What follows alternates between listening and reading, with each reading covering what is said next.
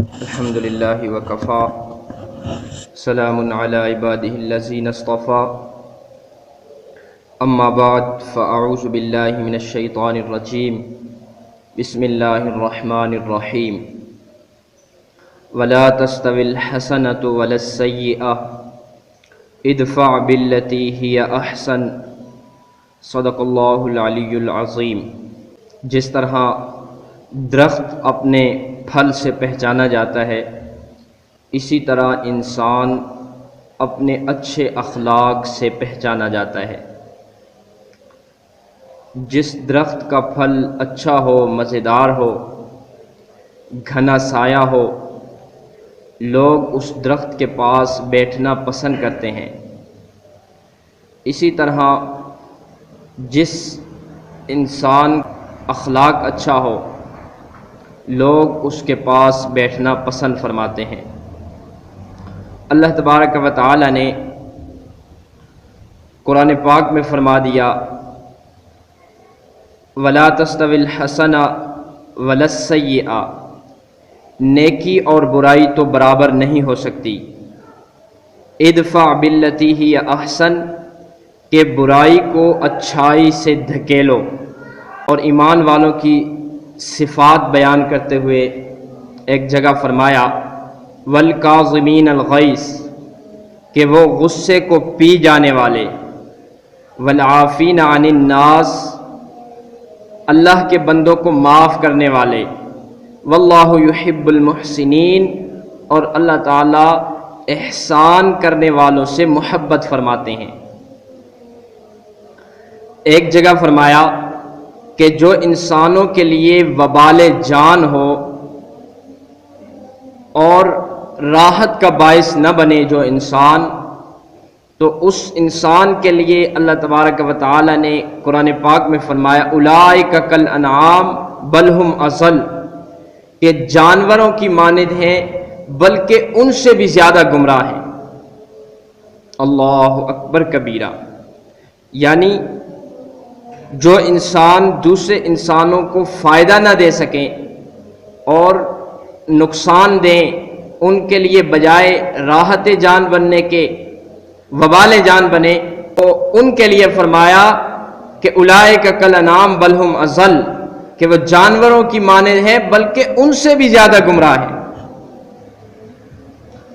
ایک حدیث پاک میں فرمایا جس کا مفہوم ہے کہ جو تجھ سے توڑے تو اس سے جوڑ، جو تجھ پر ظلم کرے تو اسے معاف کر دے، اور تو اس سے اچھا سلوک کر جو تیرے ساتھ برا سلوک کرے۔ ایک حدیث پاک میں فرمایا اکمل المؤمنین ایمانا احسنہم خلقا، ایمان والوں میں سب سے کامل مومن وہ ہے جس کے اخلاق سب سے زیادہ اچھے ہوں۔ ایک حدیث پاک میں فرمایا ارحموا من فی الارض یرحمکم من فی السماء، تم زمین والوں پر رحم کرو، آسمان والا تم پر رحم کرے گا۔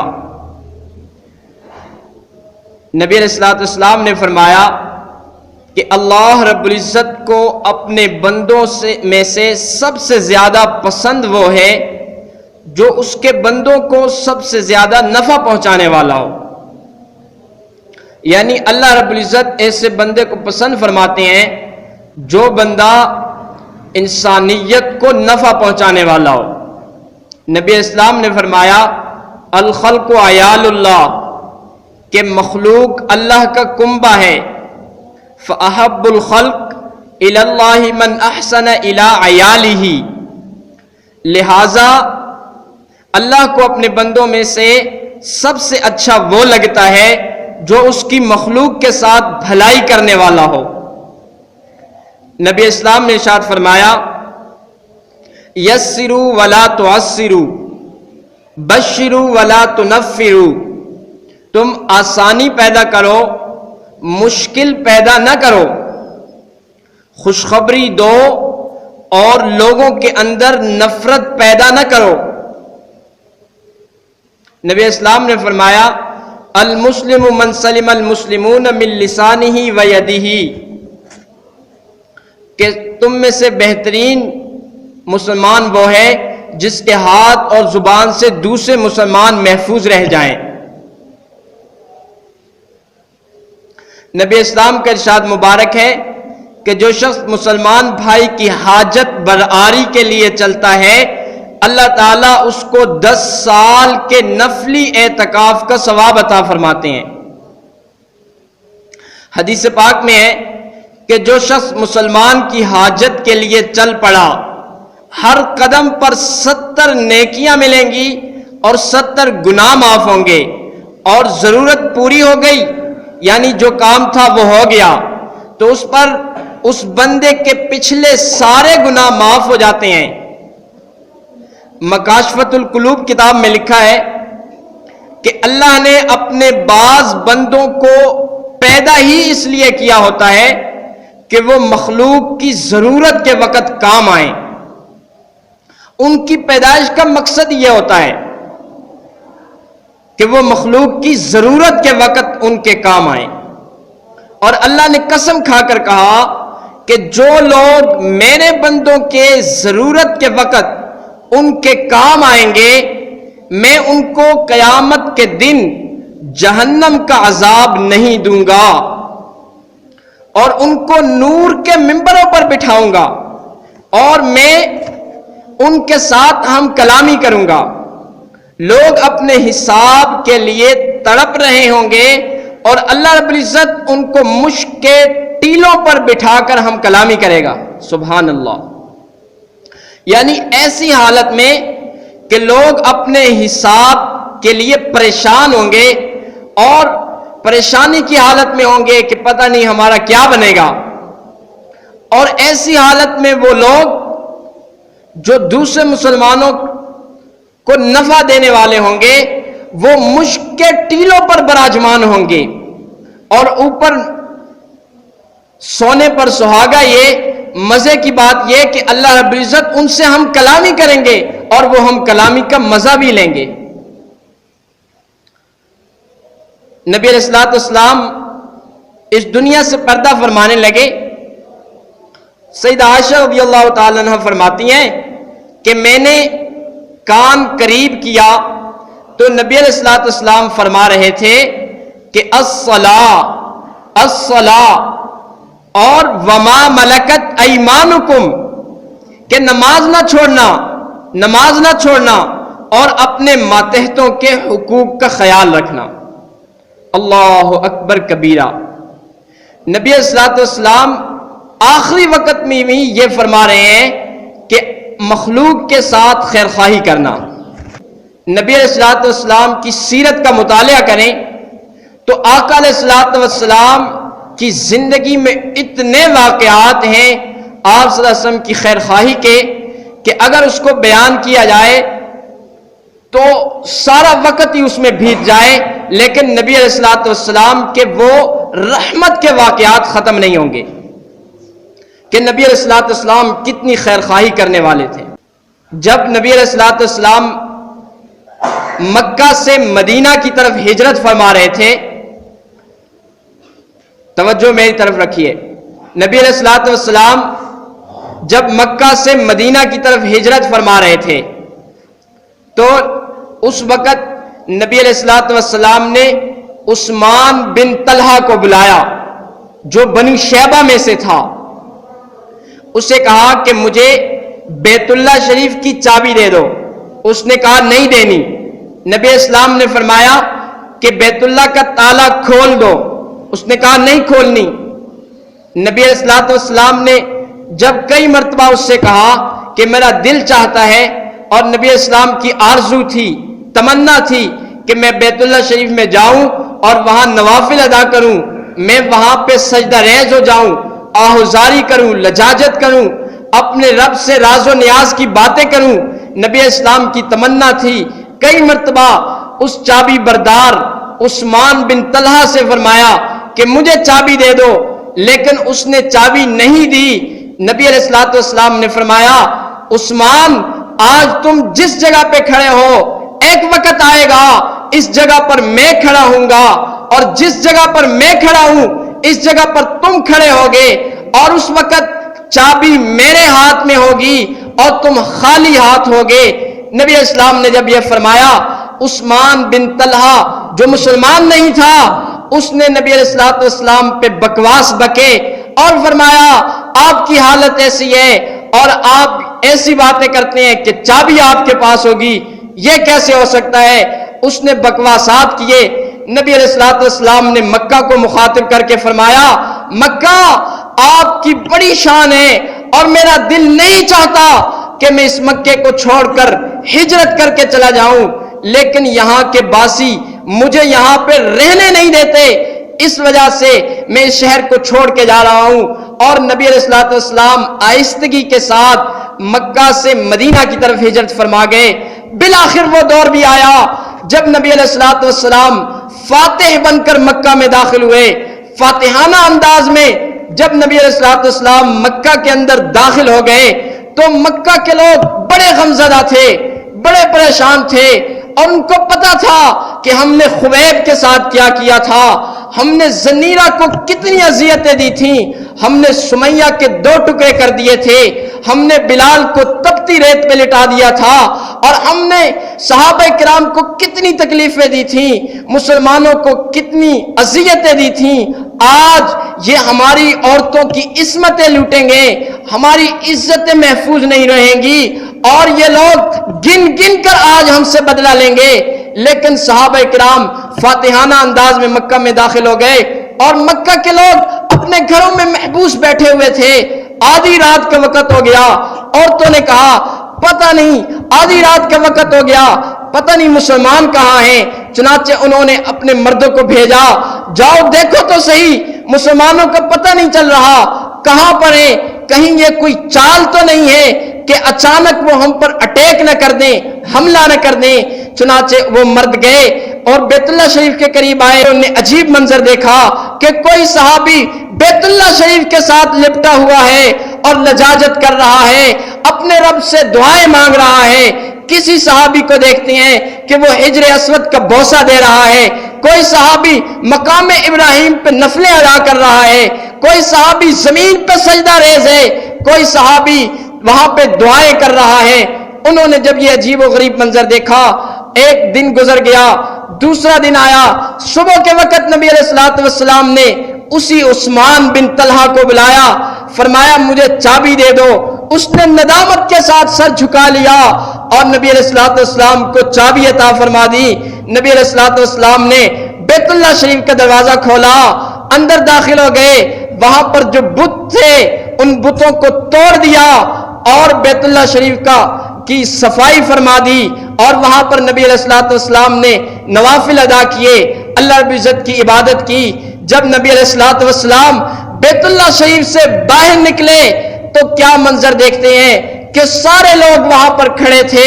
नबी अलैहिस्सलाम के खुद्दाम भी खड़े थे, कुरैशी भी खड़े थे। हर आदमी की यह तमन्ना थी, ये चाहत थी, ये आरजू थी कि चाबी आज हमें मिल जाए, बैतुल्लाह शरीफ के चाबी बरदार होने की सआदत हमें नसीब हो जाए। ऐसे में उस्मान बिन तलहा भी वहीं पे खड़ा था। अगर दुनिया की तरफ देखें, दुनिया के बादशाह जब किसी जगह पे फातिह बनकर दाखिल होते हैं तो वो चाहते हैं कि वहां अपने दुश्मनों पर जब वो गालिब होते हैं तो दुश्मनों को अज़ियतें देते हैं, तकलीफें देते हैं, कोई कसर नहीं छोड़ते। लेकिन ये अजीब फातिहाना अंदाज था, ये अजीब भांगपन और अजीब निराला फातिह था जिसने पूरी उम्मत को, पूरी दुनिया को इखलाक अज़ीमा का दर्स देना था।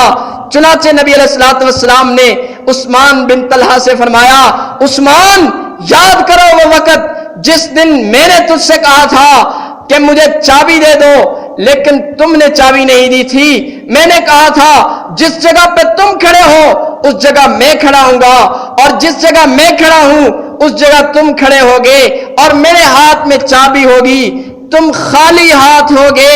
उस्मान क्या वो वक्त याद है عثمان بن طلحہ نے فرمایا ہاں یا رسول اللہ مجھے وہ وقت یاد ہے، نبی علیہ السلام نے فرمایا عثمان میں وہ کام نہیں کروں گا جو تم نے کیا تھا، میں رحیم ہوں۔ نبی علیہ السلام نے وہ چابی عثمان بن طلحہ کو عطا فرما دی۔ جب وہ چابی عثمان بن طلحہ کو دی اور نبی علیہ السلام نے فرمایا کہ قیامت تک کے لیے یہ چابی تمہارے نسلوں میں چلتی رہے گی، جب یہ فرمایا عثمان بن طلحہ آگے بڑھا اور کہنے لگا یا رسول اللہ صلی اللہ علیہ وسلم آپ نے بیت اللہ کی چابی تو مجھے عطا فرما دی، اب میرے دل کے تالے کو بھی کھول دیجئے، اور اس نے کلمہ پڑھا اور وہ مسلمان ہو گیا۔ تو میرے بھائیو دوستو بزرگوں، یہ نبی علیہ السلام کا اخلاق تھا جس نے اخلاق کی وجہ سے لوگوں کے دل جیت لیے تھے۔ سیدہ عائشہ رضی اللہ تعالی عنہ فرماتی ہیں کہ نبی علیہ السلام نے اپنے اچھے اخلاق سے مدینہ کو فتح فرما لیا تھا، اور آپ کے جو رفقا تھے، آپ کے جو جانثار تھے، صحابہ تھے، انہوں نے بھی نبی علیہ السلام سے اسی طرح اخلاق عظیمہ سیکھ لی تھی۔ چنانچہ حضرت صدیق اکبر رضی اللہ تعالیٰ عنہ کے بارے میں آتا ہے کہ جب وہ خلیفہ تھے، حضرت فاروق اعظم رضی اللہ تعالیٰ عنہ ان کے پاس آئے اور ان کے ملنے کے لیے آئے تھے۔ ایک لسٹ دیکھی کہ وہاں پر کچھ نام لکھے ہوئے ہیں کہ جو اپاہج معذور لوگ ہیں ان کی خدمت کے لیے، بیواؤں اور یتیموں کی خدمت کرنے کے لیے کوئی بندہ اگر تیار ہے تو وہ یہاں پہ اپنا نام لکھ لے۔ حضرت فاروق اعظم رضی اللہ تعالیٰ عنہ نے جب وہاں پر دیکھا تو ایک معذور اور بیوہ عورت تھی، اس کے نام کے ساتھ آگے کسی نے اپنا نام نہیں لکھا تھا خدمت کرنے کے لیے۔ توجہ میری طرف رکھیے، کسی نے وہاں پہ خدمت کرنے کے لیے نام نہیں لکھا ہوا تھا۔ خالی جگہ دیکھ کر حضرت فاروق اعظم رضی اللہ تعالیٰ عنہ نے اس ایڈریس کو نوٹ کر لیا، اور حضرت عمر رضی اللہ تعالیٰ عنہ دوسرے دن فجر کے بعد وہاں چلے گئے۔ اس بڑھیا عورت کے، بیوہ عورت کے گھر میں حضرت عمر رضی اللہ تعالیٰ عنہ نے دروازے پر دستک دی اور فرمایا کہ آپ کا غلام آپ کی خدمت کرنے کے لیے آیا ہوں۔ عورت نے آواز دی اندر سے کہ جی جو خدمت کرنے والا تھا وہ آ گیا ہے، اور اس نے خدمت کر کے وہ چلا گیا ہے۔ مثلا گھر میں جو تھوڑا بہت کام ہوتا تھا، اور مشکیزے میں پانی بھر دینا، جھاڑو وغیرہ دے دینا، اس طرح تھوڑا بہت کام، جی وہ خدمت کر کے چلا گیا۔ حضرت عمر رضی اللہ تعالیٰ عنہ دوسرے دن فجر کی نماز سے پہلے آ گئے۔ جب پہلے آئے پھر دستک دی، فرمایا اماں خدمت کرنے کے لیے آیا ہوں۔ آگے سے انہوں نے آواز دی کہ جی جو خدمت کرنے والا تھا وہ تو آ گیا ہے اور وہ خدمت کر کے چلا گیا ہے۔ فاروق اعظم نے پوچھا اماں اس کا نام کیا ہے؟ نہ میں نے اس سے پوچھا نہ مجھے اس نے بتایا، اور جب وہ دستک دیتا ہے میں پردہ کر لیتی ہوں اور وہ آتا ہے خدمت کر کے چلا جاتا ہے۔ وہ بھی عمر بن خطاب تھے۔ تیسرے دن آدھی رات کے وقت حضرت فاروق اعظم رضی اللہ تعالیٰ عنہ وہاں پر داخل ہوئے، اور جہاں جیسے ہی گلی میں انٹر ہوئے، داخل ہوئے، دیکھا کہ ایک آدمی دبے پاؤں آہستہ آہستہ چل رہا ہے۔ حضرت فاروق اعظم رضی اللہ تعالیٰ عنہ نے دیکھا اور فرمایا من انتا، تو کون ہے؟ آگے خلیفہ وقت صدیق اکبر رضی اللہ تعالیٰ عنہ کی آواز آئی، فرمایا میں ابو بکر ہوں۔ جب حضرت فاروق اعظم رضی اللہ تعالیٰ عنہ نے دیکھا کہ بکر صدیق رضی اللہ تعالیٰ عنہ موجود ہیں، کہنے لگے امیر المومنین کیا آپ رات کے اس وقت میں، جو ڈیپ نائٹ، جس وقت لوگوں کی نیند گہری ہو جاتی ہے، اس وقت میں آپ یہاں پہ موجود ہیں، کیا آپ اس بیوہ عورت کے گھر میں خدمت کے لیے آتے ہیں؟ تو صدیق اکبر رضی اللہ نے فرمایا ہاں میں یہاں پہ خدمت کے لیے آتا ہوں۔ فاروق اعظم رضی اللہ تعالیٰ عنہ نے فرمایا کہ آپ نے اس لسٹ میں اپنا نام بھی نہیں لکھا تھا کہ لوگوں کو میری خدمت کا پتہ نہ چل جائے، اور فرمایا کہ آپ کے پاؤں میں جوتا بھی نہیں، امیر المومنین کیا آپ نے جوتا پہنا نہیں یا جوتا موجود نہیں؟ صدیق اکبر رضی اللہ نے فرمایا کہ میرے گھر میں جوتا تو موجود تھا، لیکن میں نے جوتے اس لیے زیب تن نہیں کیے، اس لیے نہیں پہنے کہ رات کے اس وقت میں عمر لوگوں کے نیند کا وقت ہے، اور اس وقت میں میرے پاؤں کی آہٹ سے کسی مسلمان کو نیند سے بیداری نہ ہو جائے، تکلیف نہ ہو جائے۔ ایسی خیر خواہی، ایسے لوگوں کے بارے میں راحت جان لوگوں کے لیے بننا یہ نبی علیہ الصلوۃ والسلام اور صحابہ کرام خلفائے راشدین کا شعار تھا۔ چنانچہ حضرت فاروق اعظم رضی اللہ تعالیٰ عنہ کے بارے میں آتا ہے، مدینہ کے باہر ایک نیا قافلہ آ گیا اور انہوں نے وہاں پہ پڑاؤ ڈال لیا۔ جیسے ہی وہاں پہ پڑاؤ ڈالا، فاروق اعظم رضی اللہ نے اپنے غلام اسلم کو ساتھ لیا۔ توجہ میری طرف رکھیے، اسلم کو فرمایا کہ چلو چلتے ہیں، ایک نیا قافلہ آیا ہے، ذرا اس کی خبر گیری کر دیتے ہیں۔ جب حضرت فاروق اعظم رضی اللہ تعالیٰ اپنے غلام کو لے کر وہاں پر پہنچتے ہیں اور وہاں پر کیا دیکھتے ہیں کہ ایک بڑھیا ایک عورت ہے بیوہ، اور اس نے ہنڈیا میں کچھ پانی وغیرہ رکھا ہوا ہے اور اس میں کو جو ہے چمچہ چلا رہی ہے اور اس کی آواز آ رہی ہے۔ حضرت فاروق اعظم رضی اللہ تعالیٰ عنہ نے جب یہ منظر دیکھا اور وہاں پہ بچے جو ہے وہ بلبلا رہے ہیں، رو رہے ہیں، حضرت فاروق اعظم رضی اللہ تعالیٰ نے اندر داخل ہو گئے، پوچھا عورت یہ کیا معاملہ ہے، یہ بچے کیوں رو رہے ہیں؟ تو اس عورت نے فرمایا کہ دیکھو میں ایک بیوہ عورت ہوں اور میرے گھر میں تنگی ہے، کھانے کے لیے کچھ نہیں، اس لیے میں نے اس میں پانی ڈالا ہے ہنڈیا میں اور میں چمچہ ویسے چلا رہی ہوں تاکہ میرے ان بچوں کو امید لگ جائے کہ کوئی چیز پک رہی ہے۔ حضرت فاروق اعظم رضی اللہ تعالیٰ نے جب یہ سنا فوراً واپس پلٹے اور بیت المال میں تشریف لے گئے، بوری سر پہ اٹھائی۔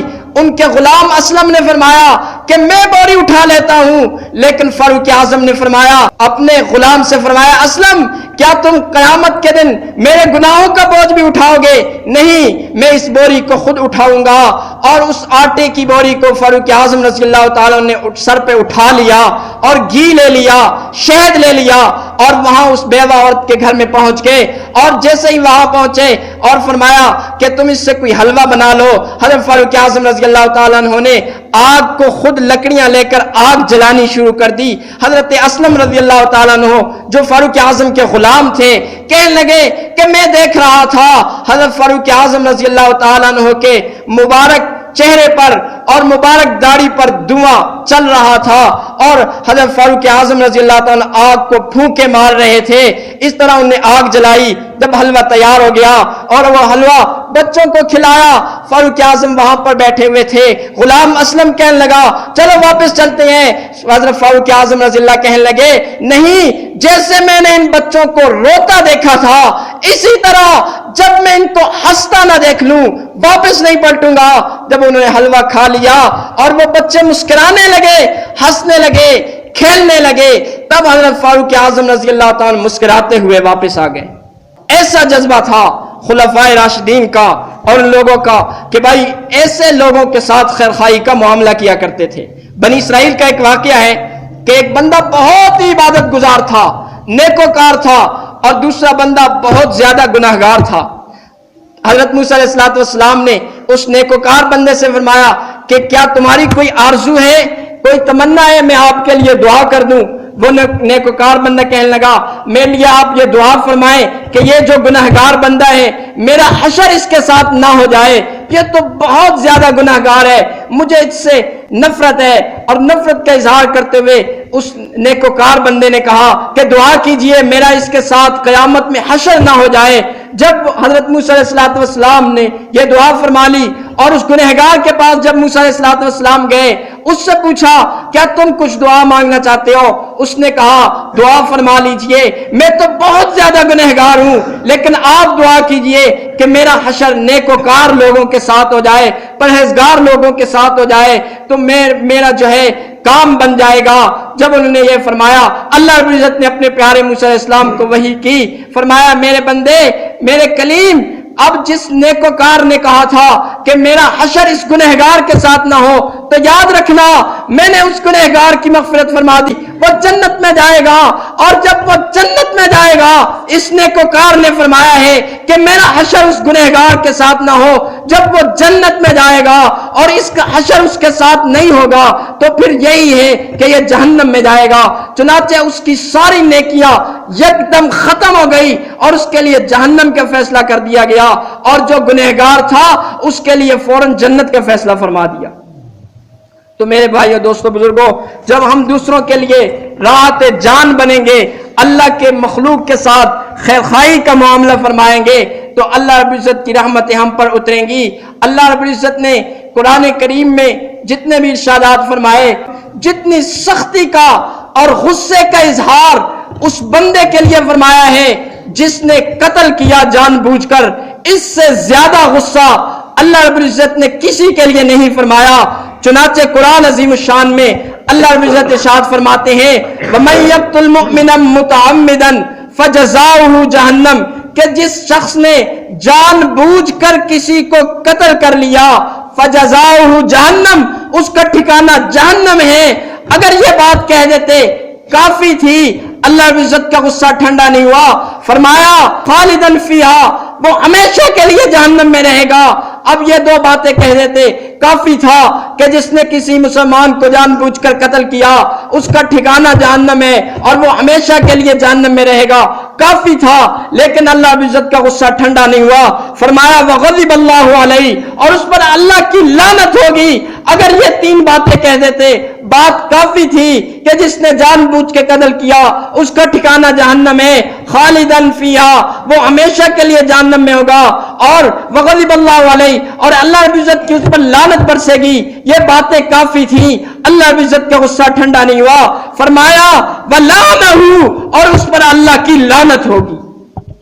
یعنی ایک بندے کو، کسی انسان کو قتل کرنا اللہ رب العزت کو اتنا مبغوض ہے، اللہ رب العزت اس کو اتنا ناپسند فرماتے ہیں۔ چنانچہ نبی علیہ الصلوۃ والسلام نے فرمایا حرمت المؤمن ارجح من حرمت الکعبہ، کہ اللہ کی نظر میں ایک مومن کی عزت بیت اللہ شریف سے بھی زیادہ ہے۔ آج تو بیت اللہ شریف میں جاتے ہیں اور بیت اللہ شریف کا غلاف پکڑ کر روتے ہیں، چیختے ہیں، واویلا کرتے ہیں، غلاف کے ساتھ لپٹتے ہیں، لجاجت کے ساتھ اللہ رب العزت سے آہوزاری کرتے ہیں، لیکن مسلمان بھائی کے گریبان پہ تل رہے ہوتے ہیں۔ ایک مسلمان کی اللہ رب العزت کے ہاں کتنی قدر ہے، کتنی وقت ہے۔ میرے بھائیوں، اس بات کو سمجھنے کی ضرورت ہے۔ بخاری اور مسلم کی روایت ہے، سیدنا ابو ہریرہ رضی اللہ تعالیٰ سے روایت ہے کہ نبی علیہ الصلوۃ والسلام نے ایک مرتبہ اپنے مجلس میں صحابہ کرام سے پوچھا بتاؤ بھائی مفلس کون ہوتا ہے؟ صحابی نے فرمایا کہ یا رسول اللہ ہم تو اسے مفلس کہتے ہیں جس کے جیب خرچ نہ ہو یا جس کے پاس زیادہ راہ نہ ہو۔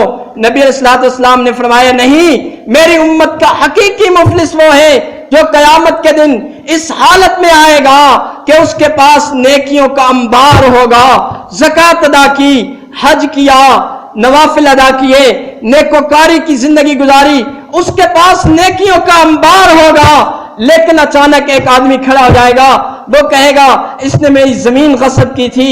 ایک بندہ کھڑا ہو جائے گا، اس نے بے جا جو ہے مجھ پہ ظلم کیا تھا۔ ایک بندہ کھڑا ہو جائے گا، کہے گا اس نے مجھے بکواس کیے۔ ایک جب ایسی حالت ہوگی، نبی علیہ الصلوۃ والسلام نے فرمایا کہ پھر وہاں پر اللہ رب العزت اس بندے سے اس کی نیکیاں لے کر ان اہل حقوق کو ادا فرما دیں گے۔